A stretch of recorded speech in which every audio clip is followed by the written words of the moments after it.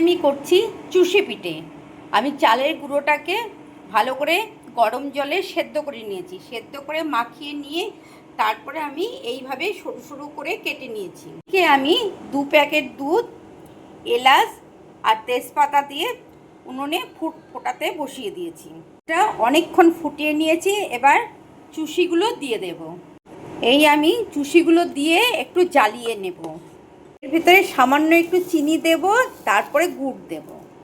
প্রথমে গুড় দিলে অনেক সময় দুধটা কেটে যায়, ওই জন্য প্রথমে একটু সামান্য চিনি দিতে হয়। এবার কিছুটা আমল দুধ দিয়ে দেব। পায়েস বা এই জাতীয় জিনিসগুলোতে ওপরে একটু আমল দুধ ছড়িয়ে দিলে অনেকটা খোয়া ক্ষীরের কাজ করে। এই হয়ে গেল আমার চুষি পিঠে। এই হয়ে গেছে আমার চুষি পিঠে।